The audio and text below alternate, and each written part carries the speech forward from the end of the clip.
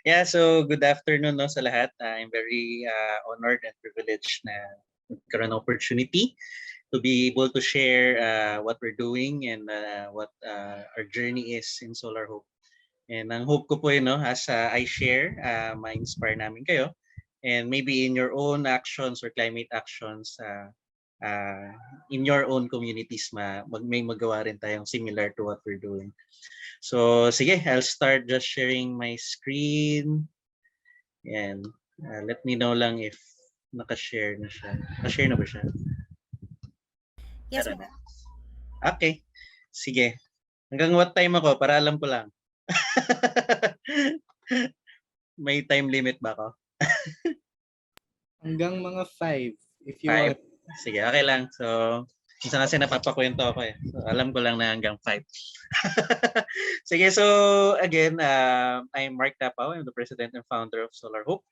I'm gonna talk about basically our journey in the communities we're helping and paano sobrang nakaka-impact yung renewable energy, RE. And not only RE, no? Paano nagiging daan or avenue ang RE or energy para mas marami pang support or tulong yung madala sa community. So, yun. Pero I usually start my talk by asking this simple question. So, what if pagising nyo isang umaga, wala nang kuryente? Di ba? So, kaya nyo ba mabuhay ng walang cellphone, walang Netflix, walang Facebook? Or kaya nyo bang gawin whatever you're doing right now without electricity? Well, sadly for some, it's not just a what if, no? It is their reality. So, in the Philippines alone, there are still millions of households or thousands of sitios na wala pang kuryente or hindi nakaka-enjoy ng access to energy. Even ilaw nga lang eh. Wala silang ganun. And most of these areas are those who are remote, rural, or communities na nandun din sa below poverty level. So, yun. So, this one slide clearly shows the picture na our country really needs light and hope. Hence, Solar Hope is born. Yan. So Solar Hope po, we're an NGO that provides solar and sustainable solutions to marginalized communities in the Philippines. And later, no, i-share ko how the journey went through and paano siya nag-start. Sige. So I want to start kung paano approach namin sa Solar Hope, no? So this is our usual approach in electrifying communities.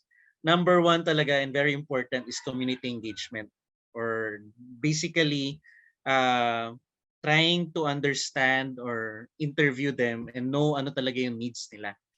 So somehow parang yun yung isang importante, no? Yung pupunta ka sa community na ang mindset mo hindi yung dala mo yung solusyon para sa kanila. Lahat ng mindset mo, sila na yung matatagal nandun, sila yung nakatira talaga doon. Ano ba yung pwede mong matulong sa kanila and anong project yung gusto nila for them.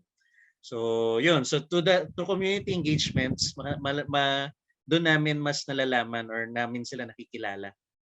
And through community engagements din, doon namin na-identify sino yung mga community champion or sino yung mga local partners, host partners that we could work with.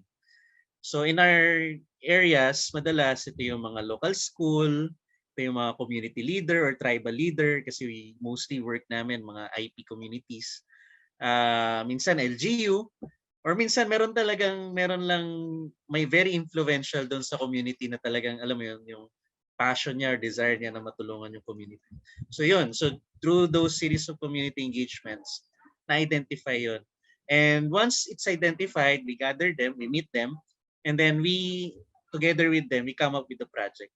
So, siyempre, bilang Solar Hope, yung first namin project is pailaw. Pero umpisa lang yun.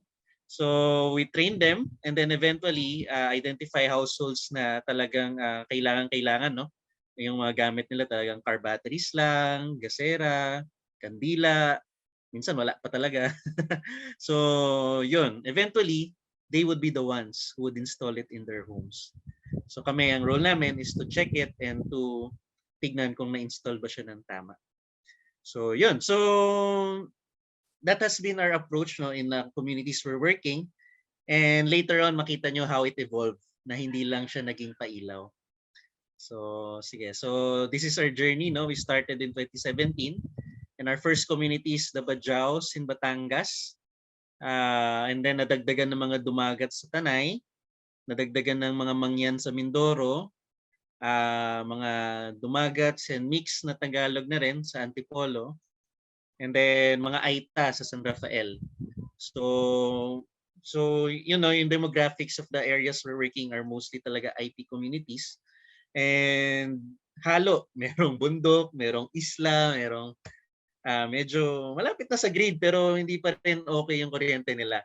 Kasi parang mga jumper, ganyan. So yung hazardous pa rin. So, yun. And in all these communities, ganun yung approach namin.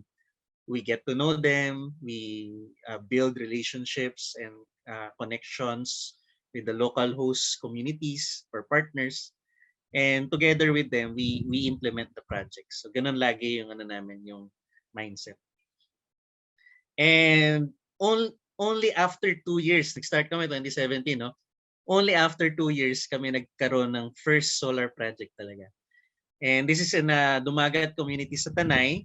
Namigay kami ng mga solar lanterns and very, very memorable to for me. Well, siguro hindi lang sa akin pero for the community and the volunteers. Kasi the night that we gave it, talagang nag-iyakan yung mga taga community.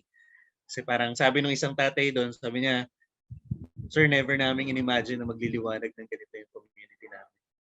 So imagine for years, for decades, nagtitiis sila na mga car battery. Biruin nyo, in order to go to this community minsan, it would take us 1 hour and a half or 2 hours, depende kung bago-bago yung sa trek yung mga volunteers.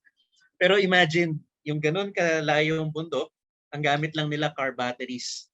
So bubuhatin pa nila yung car batteries na yung bubaba ng bundok, sa charge nila sa baba, aakyat uli nila yun, patakyat sa taas. So ganun yung hirap nila. Pag wala talaga, peace lang sila. Parang ganun. So, kaya laking ginawa talaga for them. And then, in the midst of pandemic, the mission continues. Ngayon naman, this time, solar home systems fixed na sa mga bahay nila.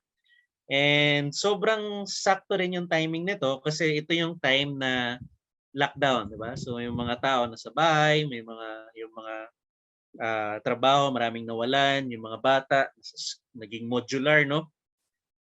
Sorry. And napakalaking bagay na nagkaroon ng solar sila kasi una-una wala silang kita. So wala silang pambili ng pang-charge ng battery or pambili ng gasera. So dahil sa solar, libre lang. So wala silang ginagastos sa access sa energy. And sa mga anak nila, dati nagtitiis lang na gasera. Sobrang dilim nun. Tapos pag naubos, wala na. Pero ito, yung may solar na sila, so nagagamit na ng mga bata ng modular. So naking ginawa din talaga sa community nung nabigyan sila nito. And dahil nga parang nagiging successful yung mga Tanglaw projects sa communities, mas dumadami rin yung nagiging support or nagiging naiengganyo yung mga CSR, mga NGO partners na tumulong din dito sa advocacy.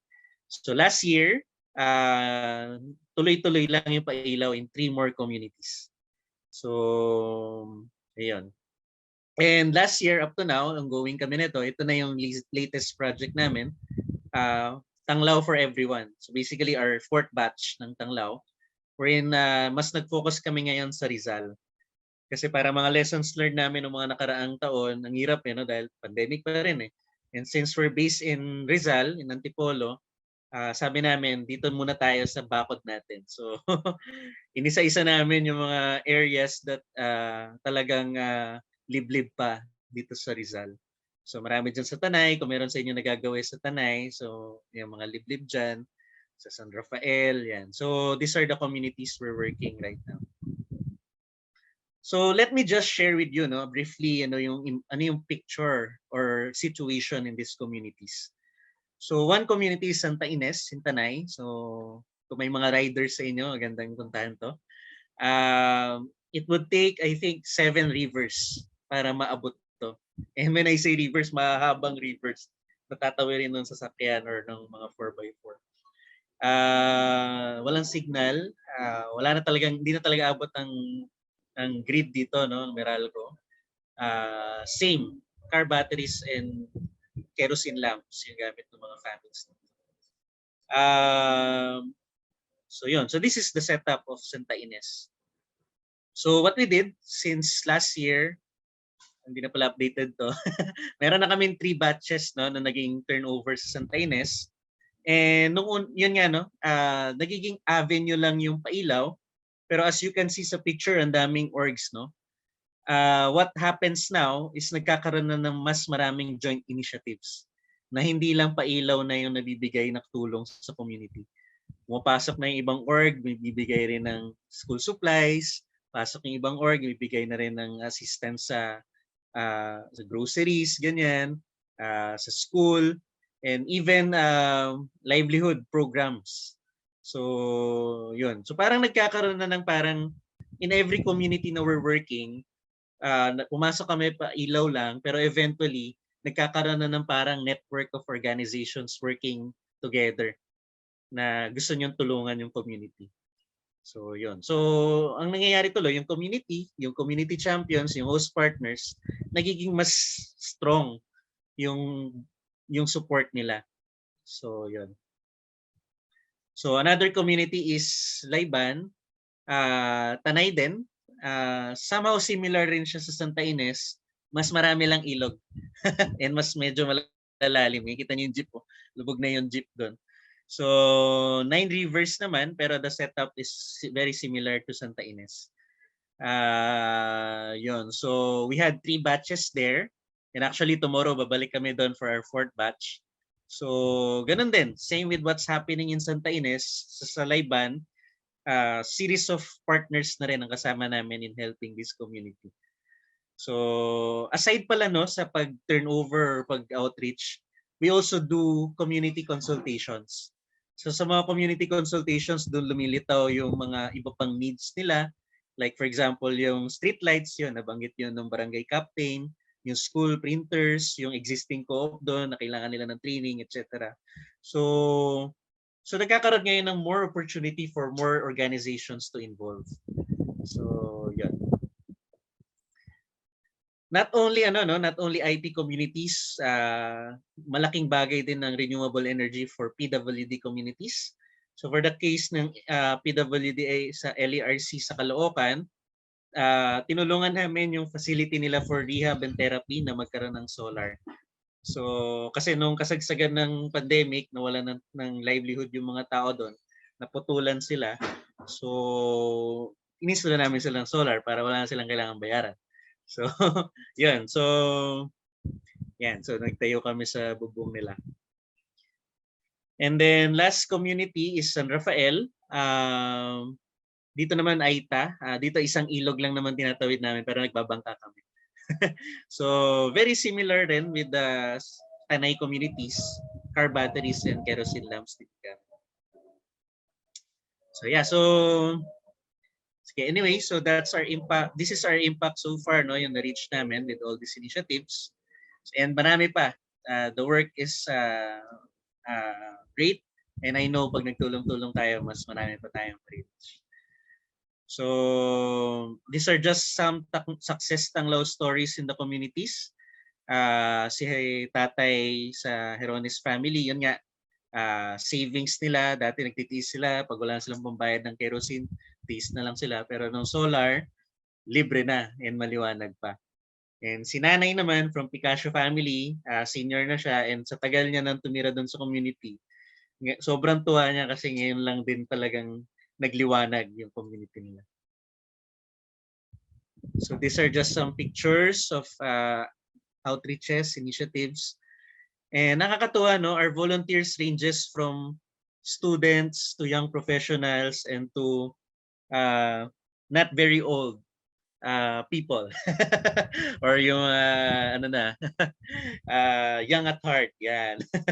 So talagang very diverse and coming from different professions. So really it's not solely for just yung may background ka sa solar, may background ka sa electricity.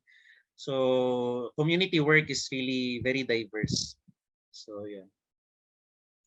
So yeah, so I usually end with this slide. May oras pa naman ako, no? 4:56. Sige, I usually end with this slide. Dami nagsasabi na what we're doing in Solar Hope is nakakatuwa, maganda, very inspiring. But actually, Solar Hope is a fruit of my depression. So I was actually in the verge of giving up when yun nga, I joined an outreach sa Batangas. And during that immersion, parang naging turning point yun ng life ko na parang seeing their situation, wala silang makain, wala silang trabaho, grabe yung situation or challenges nila sa community. Yet, they're very, very grateful. So parang nung time na yun na nag-immerse ako sa community, parang bakit ako, may trabaho naman ako, 5 beses naman kumakain, nadidepress. so that's somehow an eye-opener for me, and being an electrical, yung unang napansin ko that maybe I could help is yung kuryente nila. So what started with the passion project is what grew to what I have been sharing with you for the past 15 minutes. And ang dami-dami ko na ring na-meet na wonderful people along the way. So yeah, so this is my life mission now, to give hope and light to the lives and houses of people. And I was once helped by someone, a beacon of hope. And now my challenge to everyone and to all the volunteers helping us is to become beacons of hope as well. So yun, so hopefully kahit pa paano may natutunan kayo in our journey, and na-inspire ko po kayo to renewable energy and its impact in the community.